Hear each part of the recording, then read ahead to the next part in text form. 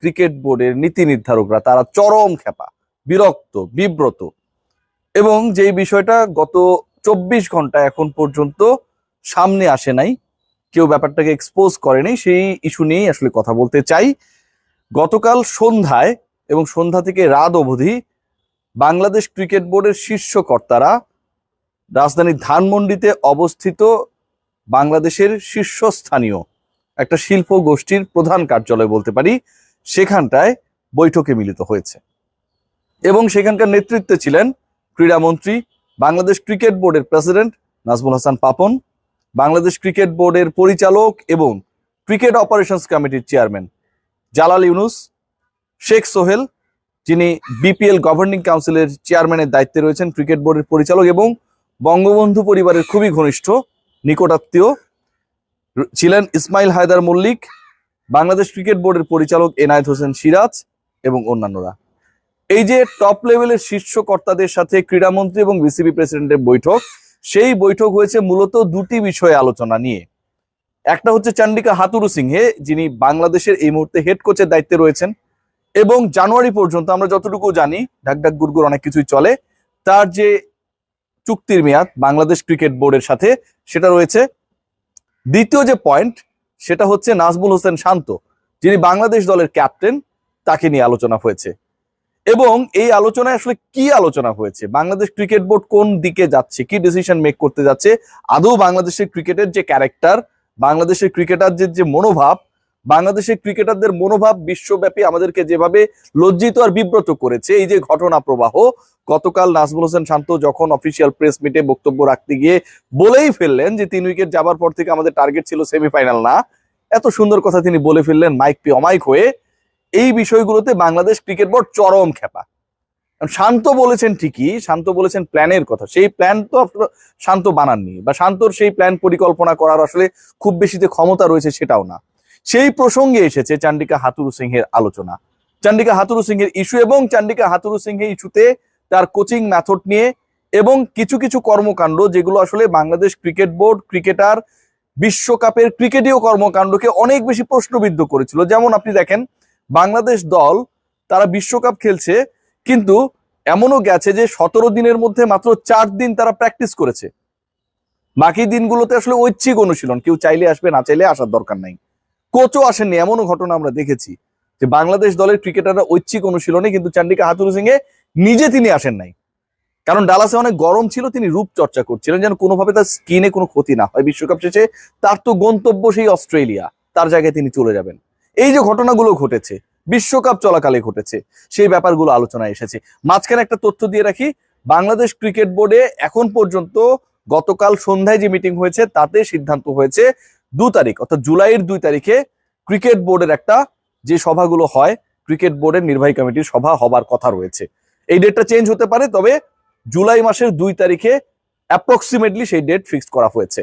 যেই প্রসঙ্গে আলোচনা হয়েছে এবং যে বার্নিং ইস্যুগুলো এসেছে সেটা হচ্ছে এই যে কোচিং প্যানেলের সদস্যরা তারা এত টাকা ক্রিকেট বোর্ড থেকে নিচ্ছেন এবং বিশ্বকাপে, এর আগের বিশ্বকাপে স্পেশালি চন্ডিকা হাথুরুসিংহে বলেছেন যে তিনি সময় পাননি দেখে বাংলাদেশ ওয়ানডে বিশ্বকাপে ভালো করেনি। এবার তো আসলে সেই লজিকটা নেই। কোচের যে বেফাস মন্তব্য যে বাংলাদেশ সুপার 8-এ চলে যাবার পর আমাদের আসলে আর কোনো চাওয়া পাওয়ার কোনো কিছু নেই, আমরা সবকিছু পেয়ে গেছি, অবশেষে সরকারি চাকরি পেয়ে গেলাম, সুখে শান্তিতে বসবাস করিতে রাখলাম, একসময় অবসর নিব, তারপরে পেনশনের টাকা পাবো, কোনো টেনশন নেই। এই যে একটা ঘটনা, এই যে একটা চিন্তা ভাবনা, মনোভাব, এই মনোভাবটা আসলে বাংলাদেশ ক্রিকেট বোর্ডের ক্রিকেট পরিচালনার সাথে যে ডিপার্টমেন্ট জড়িত, ক্রিকেট অপারেশন, তারা আসলে কতটুকু জানতো। পয়েন্ট এসেছে মেহেদী হাসান মিরাজকে নিয়ে, যারা বৈঠকটায় ছিলেন সেই সময়টায়, যেই পরিচালকরা ছিলেন তাদেরই একজন আমাকে, একজন না একাধিকজন আসলে আমাকে এনশিওর করেছে মেহেদী হাসান মিরাজ বিশ্বকাপ স্কোয়াডে কেন থাকলেন না, এবং এই প্রশ্নটা তুলেছেন নাজমুল হাসান পাপন, তিনি নিজে, বিসিবি প্রেসিডেন্ট নিজেই মিরাজ ইস্যুটা তুলেছেন। এবং সেই ইস্যুতে ক্রিকেট অপারেশনস চেয়ারম্যানকে প্রশ্ন করা হয়েছিল বা তার কাছে জানতে চাওয়া হয়েছিল, তিনি তার ব্যাখ্যা দিয়েছেন এবং ব্যাখ্যা নাকি এরকম এসেছে মিরাজ নিজেই যেতে চাননি। এরপরে প্রশ্ন তৈরি হয়েছে বাকি পরিচালকদের মধ্যে যে মিরাজ কি আসলে 15 মেম্বার যে স্কোয়াডটা, 15 সদস্যের যে দল বাংলাদেশ ঘোষণা করলো, সেই দলের হয়ে তার নামটা ছিল, সেখানটায় তিনি যেতে চাননি, নাকি মিরাজকে ট্রাভেলিং রিজার্ভ করা হয়েছিল সেই সময় তিনি যেতে চাননি। এটা নিয়েও একটা ধোঁয়াশা তৈরি হয়েছে এবং নাজমুল হাসান পাপন পুরো ব্যাপারটা ক্লিয়ার না, একদমই ক্লিয়ার না দেখে নাজমুল হাসান পাপন ওই সভার মাঝখানে অথবা সভা শেষে ক্রিকেট বোর্ডের আরো একজন পরিচালককে দায়িত্ব দিয়েছেন, যিনি ঘটনা আসলে কি ঘটেছে সেই ব্যাপারটা জেনে যেন তাকে জানান। বিষয় অনেক দূর গড়িয়েছে, শুধু বিষয় এখানটায় গড়ায়নি। কোচ এবং ক্যাপ্টেনের মনোভাব, নাজমুল হোসেন শান্ত যে ধরনের কথাবার্তা বলেছেন এবং কোচ যে ধরনের কথাবার্তা বলেছেন, 3টা পয়েন্ট আলোচনায় এসেছে। নাম্বার 1 আমি যেটা বললাম, একটু শেয়ার করলাম, যে বাংলাদেশ সুপার হিটে যেতে পারলে আমরা খুশি এবং বাকি যা পাবো তাই বোনাস, এর বাইরে আমাদের কোনো লক্ষ্য উদ্দেশ্য স্বপ্ন নেই। এবং এই বোনাস খুঁজতে গিয়ে আমরা সেমিফাইনালেও যাইতে চাইনি।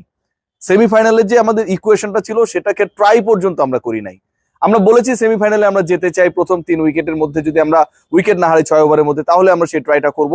অথচ প্রথম 6 ওভারের মধ্যে উইকেট হারানোর পরেও আমরা আমাদের best batter, sweet timer off the বলস তাওহিদ হৃদয়কে আমরা নামাই নাই, 6 নম্বরে নামিয়েছি। একটা পয়েন্ট গেল এখানটায়, যে আসলে বোনাসের খোঁজে বাংলাদেশ দল। এই বোনাসটার ব্যাপারে আসলে ক্রিকেট বোর্ড, ক্রিকেট অপারেশনস কিংবা অন্য যারা সংশ্লিষ্ট ডিপার্টমেন্টে রয়েছে তারা কতটুকু জানতেন।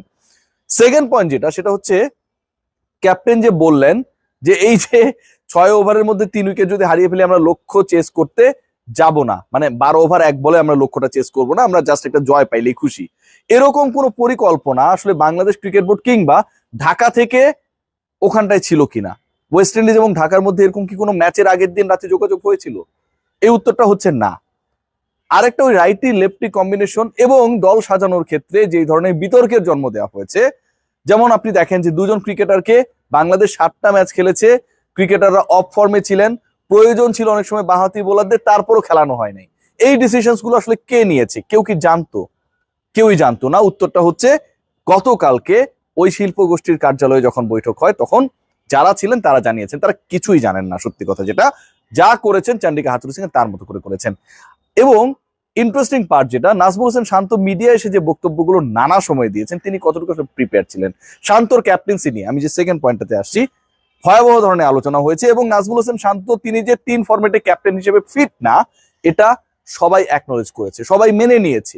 ক্রিকেট বোর্ডের একদম শীর্ষ পরিচালক কোচের উপর বিরক্তি প্রকাশ করেছেন, তার মনোভাবের উপর বিরক্তি প্রকাশ করেছেন।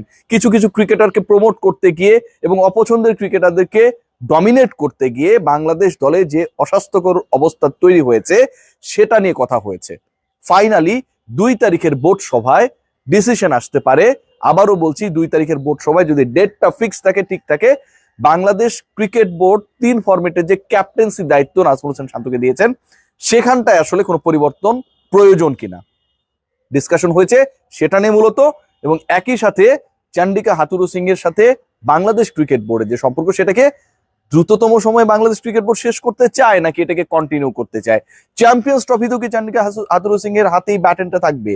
এবং এখানটায় যে পরিচালকরা ছিলেন মোটামুটি সবাই একটা জায়গায় একমত হয়েছেন, টানা 2 আইসিসি ইভেন্টে যেভাবে তিনি ফেইলিওর হয়েছেন, বিতর্কের জন্ম দিয়েছেন, ক্রিকেট বোর্ডকে বিব্রত করেছেন, লজ্জিত করেছেন, তার পরিকল্পনা যেভাবে বারবার মার খেয়েছে, তাতে চ্যাম্পিয়ন্স ট্রফিতে বাংলাদেশ দল নতুন কোনো কোচের আন্ডারে দলকে পাকিস্তানে পাঠাতে চায়। দেখা যাক কি হয় শেষ পর্যন্ত। তবে 2 তারিখে যে বোর্ড মিটিং এর ডেট ফিক্সড হয়েছে, সেই মিটিং এ এসব বিষয় নিয়ে অনেক কিছু উঠে আসবে এবং শান্তর ক্যাপ্টেন্সি 3 ফরম্যাটে থাকছে না, এটাও মোটামুটি ডিসাইডেড। আর আসলে বলার কিছু নেই, আমি যতটুকু জানলাম আপনার সাথে শেয়ার করেছি। নিশ্চয়ই এই ব্যাপারে আপডেটেড করব সময় সময়। সবাই ভালো থাকবেন।